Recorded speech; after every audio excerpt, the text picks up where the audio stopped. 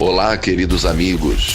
Sejam bem-vindos ao canal Estudar Kardec para mais uma edição de Falando de Espiritismo.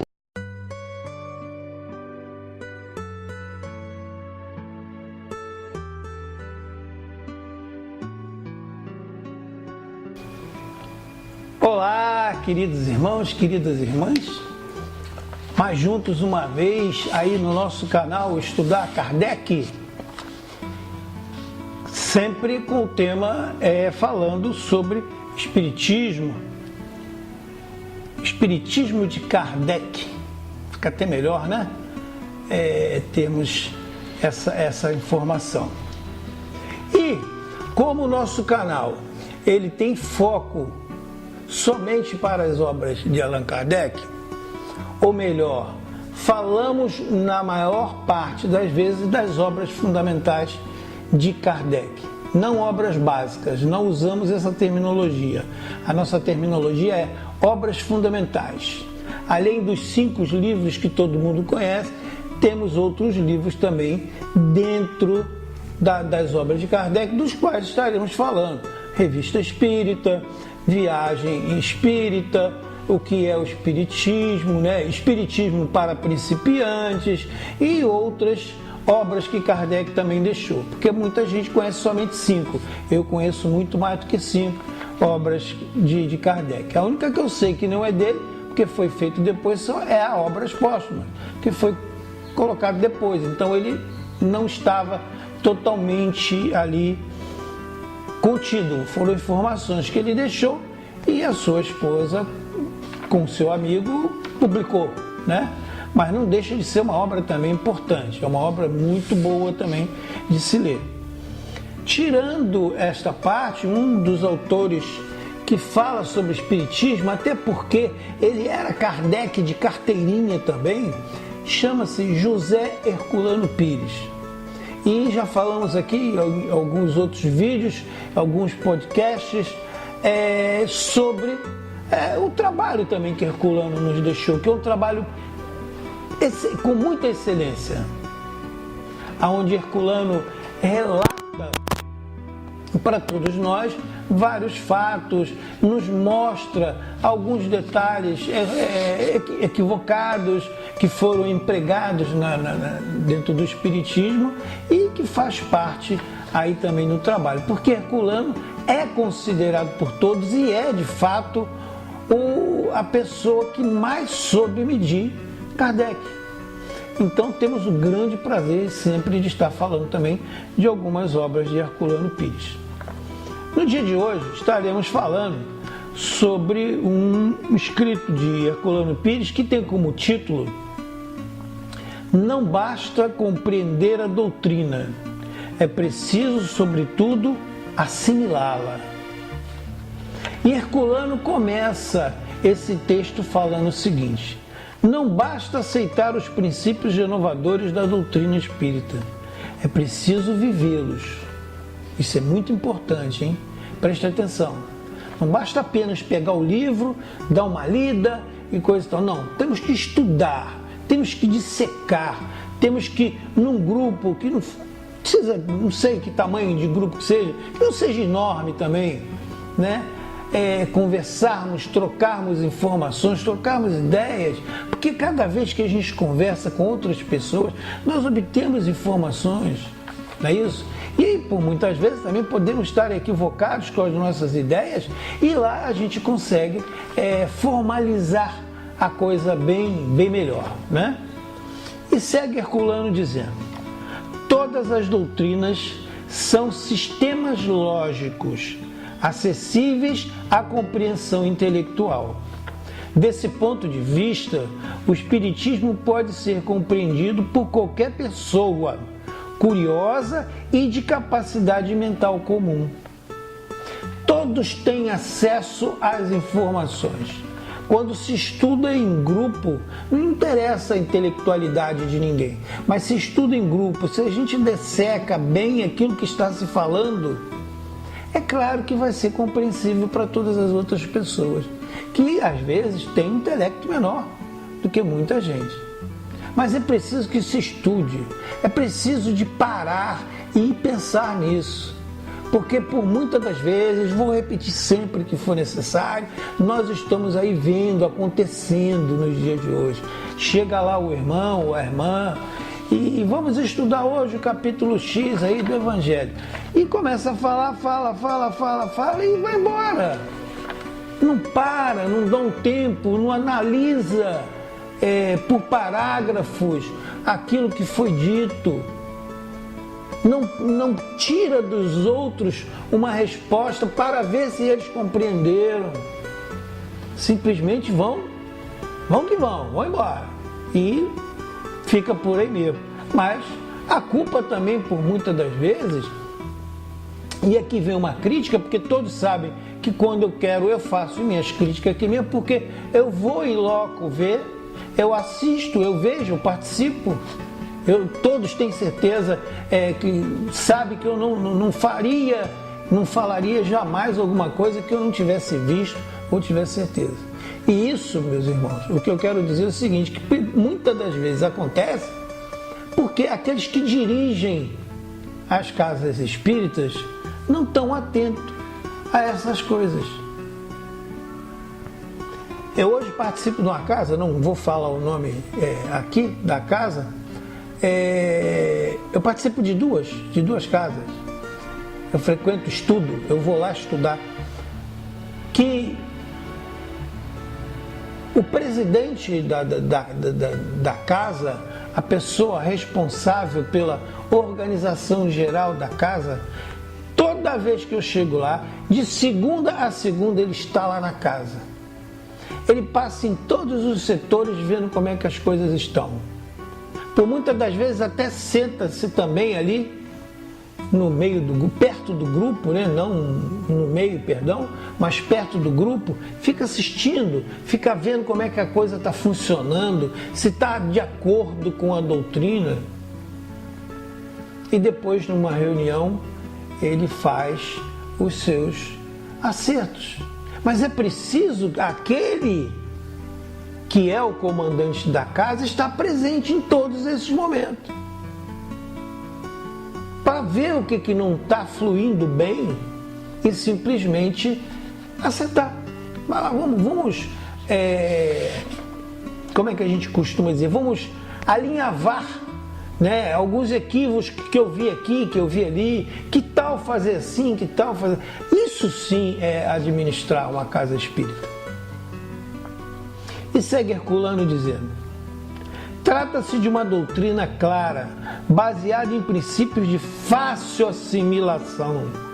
Embora por baixo dessa simplicidade existem problemas complexos, de ordem científica e filosófica. É aí que eu falo.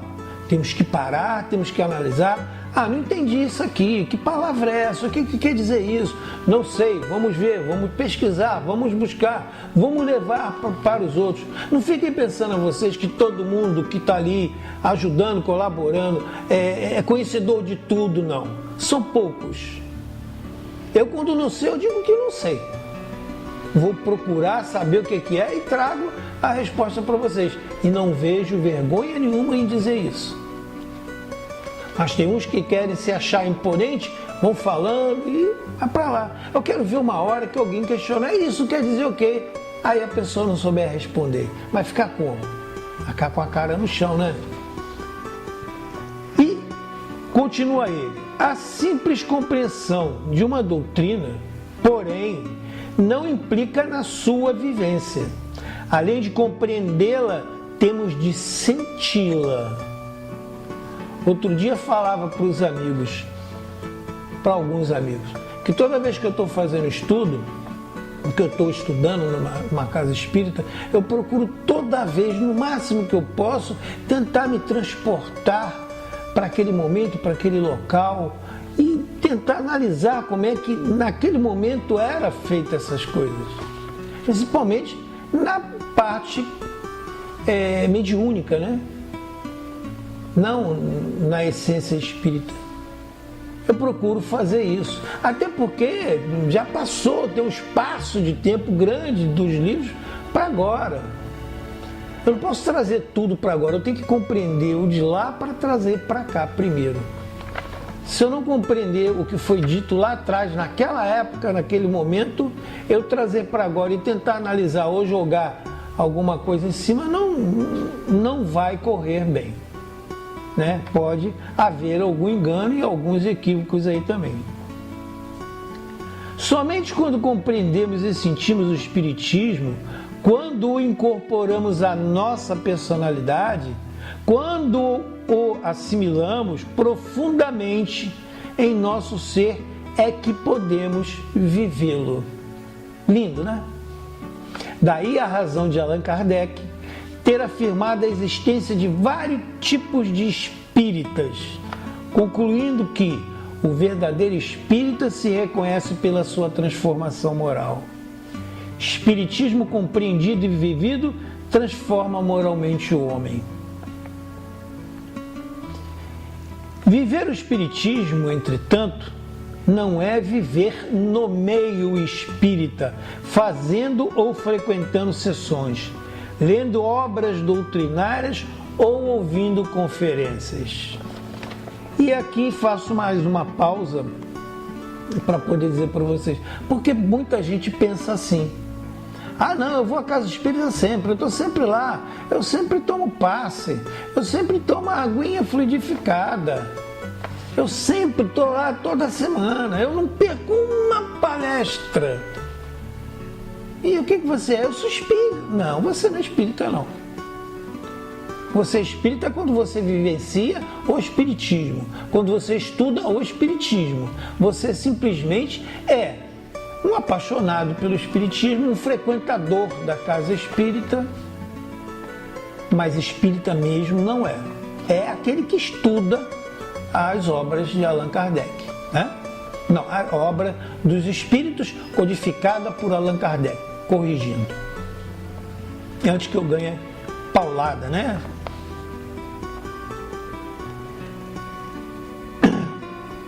Viver o espiritismo, entretanto, não é viver no meio espírita, fazendo ou frequentando as sessões, como ele diz, lendo obras doutrinárias ou ouvindo conferências. As conferências, aqui que ele diz, são as palestras. Pode fazer-se tudo isso e ainda mais. Pode-se até mesmo gastar muito dinheiro e tempo em obras de assistência social, atendendo apenas à compreensão intelectual da doutrina, sem vivê-la. Porque viver o Espiritismo, prestem atenção, porque viver o Espiritismo, diz Herculano, é pautar todas as ações pelos princípios doutrinários. E muitas das coisas que se faz nas casas espíritas, e com muito louvor, não está dentro do princípio doutrinário. Foi criação do homem, foi invenção do homem. Nem Kardec, nem os espíritos superiores nos disseram tais coisas, né? Muitos trabalhos que a gente faz na casa espírita veio depois de Allan Kardec. Não foi ditado pelos espíritos.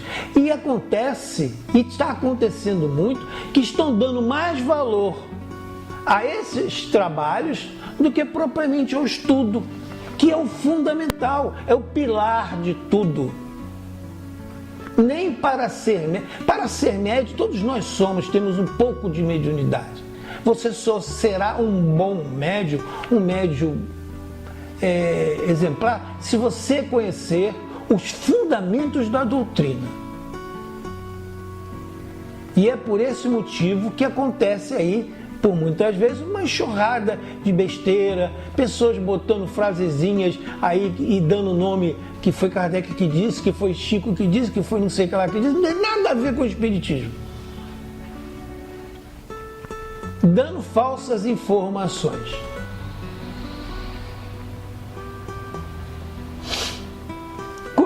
Continua ele dizendo: por que viver o espiritismo é pautar todas as ações pelos princípios doutrinários? É moldar a conduta pela doutrina. Mudar a conduta pela doutrina. É agir, em todas as ocasiões como um verdadeiro espírita de que falou Allan Kardec. Ainda neste ponto, porém, é necessário lembrar que não basta a conduta externa, não basta a aparência, nada mais avesso, aliás, às aparências que do que o espiritismo. Antiformal por excelência, contrário aos convencionalismos sociais e religiosos, o espiritismo, como dizia Kardec, é uma questão de fundo e não de forma. E temos visto ao contrário. Temos deparado com isso ao contrário. Por isso mesmo, não podemos vivê-lo de maneira externa. Antes da conduta exterior, por isso, reformar a nossa conduta interna e modificar os nossos hábitos mentais e verbais. Pensar, falar, agir de acordo com os princípios renovadores da moral espírita, que é a própria moral evangélica, racionalmente esclarecida pela doutrina do Consolador. É fato, é notório, está aí para todo mundo ver. Eu não estou aqui fazendo crítica, tanto que eu não estou falando o nome de ninguém e nem de local. Mas a gente vê muito por aí, e agora estamos vendo até na internet também, estudo de outras obras que não sejam as obras de Kardec. É proibido? Não, não é proibido. Claro que não é proibido. É bom? É bom. Mas será melhor ainda você estudar a obra de outros autores quando você conhece a obra verdadeira do Espiritismo, que é a obra de Kardec. Porque as outras são básicas. A de Kardec é fundamental. As outras são as outras. Surge ainda uma dificuldade que devemos tentar esclarecer, diz ele. Chegados a este ponto, muita gente nos perguntará, como sempre acontece, quando falamos a respeito, o espírita, abre aspas, o espírita deve então sujeitar-se rigorosamente ao modo doutrinário? Pergunta ele. Não. Pois, se assim fizesse, estaria impedindo o seu livre desenvolvimento moral. Quando falamos em moldar a conduta, entre aspas, fazemo-lo no sentido de orientação, nunca de esquematização. O espírita deve ser livre, pois, como acentuava o apóstolo Paulo, aonde não há liberdade, não está o Espírito do Senhor. Só a liberdade dá responsabilidade. E só a responsabilidade produz a verdadeira moral. Linda essa fala de Paulo, não é? Ao procurar viver o Espiritismo, diz Herculano, devemos, portanto, evitar as atitudes formais que conduzem ao artificialismo e, consequentemente, à mentira e à hipocrisia. Como se vê, este é o caminho contrário ao da doutrina dos Espíritos. É o caminho tortuoso da doutrina do homem. Porque tem muita coisa que o homem colocou aí que não veio de Allan Kardec e não veio de espíritos superiores. Acabei de falar isso. Dos homens no plano mundano. Devemos ser naturais. E como modificar a nossa natureza inferior sendo natural? Pergunta ele. Primeiro, compreendendo que temos essa natureza inferior e precisamos modificá-la. Olha que bacana. O que fazemos pela compreensão da doutrina. Depois, sentindo a necessidade de modificá-la.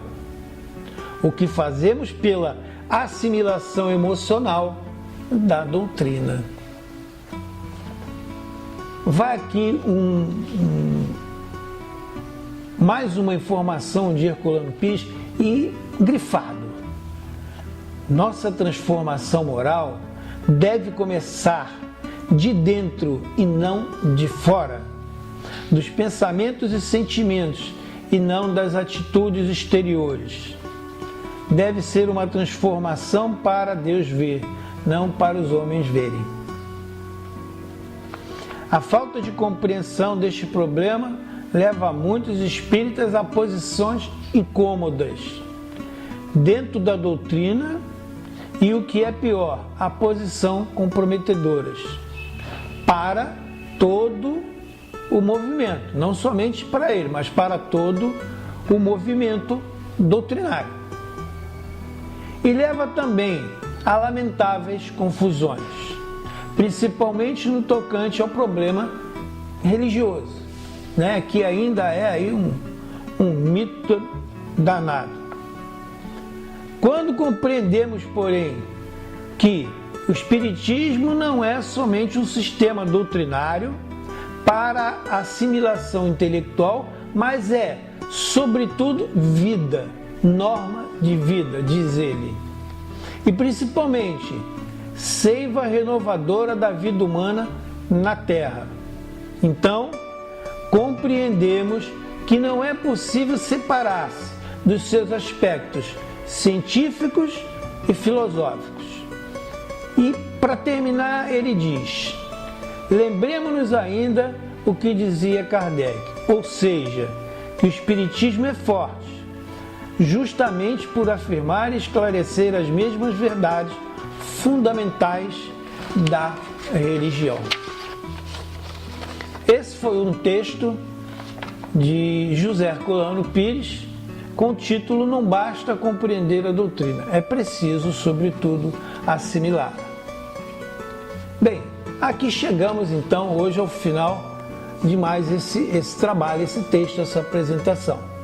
Fica aí o nosso convite para vocês entrarem lá na nossa página, dar o joinha e fazer a sua inscrição.